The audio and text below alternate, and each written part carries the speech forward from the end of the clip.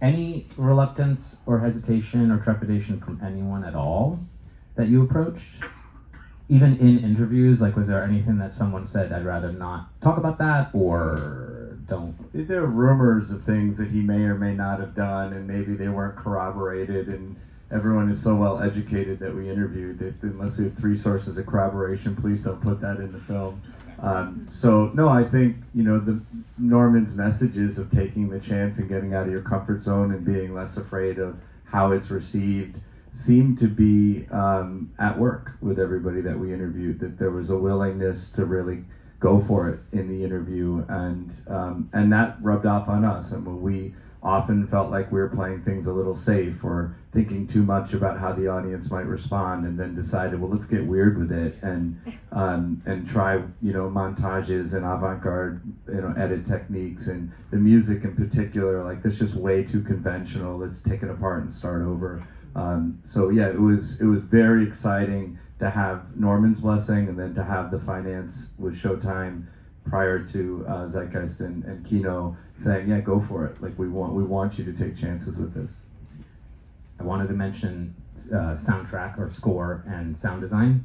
I've watched thousands of movies, and many have made me feel faint, but true story, Maidstone, I came out of Maidstone and I passed out in the back of the theater here, because that moment is so brutal and so upsetting. And it was the only time I've ever fainted in a film.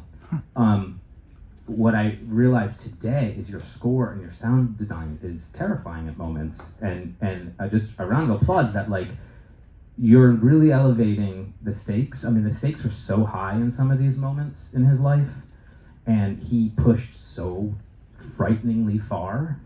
So can you talk a little bit about what you just said, not reining it in and really going full tilt boogie, as they say?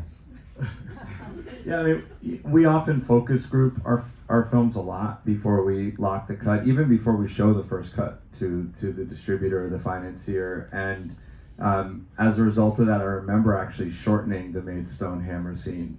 It went on too long, and Thank you. We lost the direction of what it was about. It's about the children in that moment in the film, and sure, it's shocking and it's captivating, but if you don't know where you are thematically in his evolution and his journey, then it needs to be shorter. And we did kill a lot of darlings as a result of making sure that you didn't lose your place. And it's hard with a film about ideas and complex ideas and nuance. You do lose your place quite a bit. So that was our first priority in those focus groups: is where are viewers sure they know where they are in his chronology, but they also know where they are in the chapters and where these messages are, and where are they lost, and where are they emotionally, and where are they emotionally. And I remember we actually put a lot more screen time into the paying off of his wounds, his fears, the stabbing of Adele, the return to the callback to some of those earlier traumas, which Susan so eloquently brings the psychological analysis to.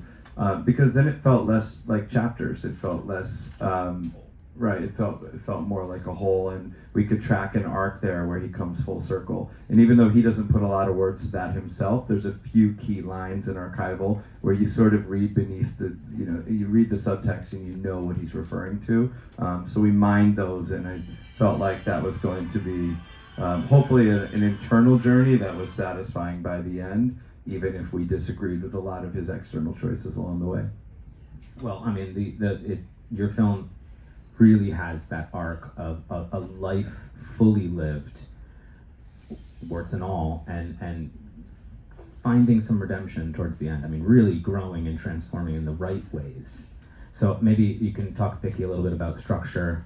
Beyond the chapters, I think just emotional structure and finding such a weight in where he ends up and where he came from. Definitely.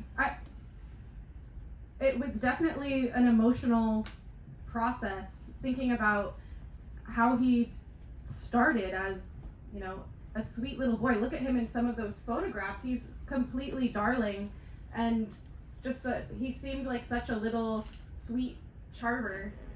And then he toughens up during the war. Did I turn this off?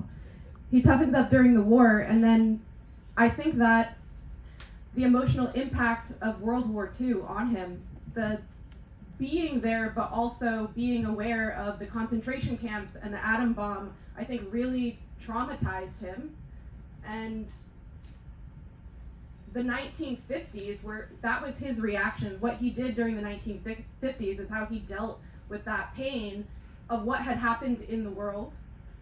And he really took himself out to the edge emotionally, which Susan, I think you said so many beautiful things about that during that 1950s time period.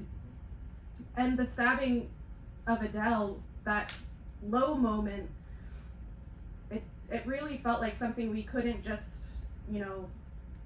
move on from that section and never address it ever again.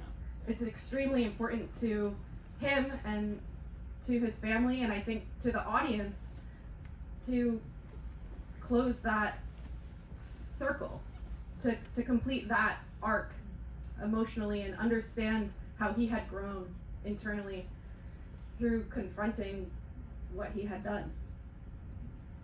Did that answer your question? Absolutely, and the thought that I had earlier today too was someone says that he came that close to killing her, and his life would have, everyone's life. Many people wouldn't be here if he was put in prison for the rest of his life. But on a lighter note,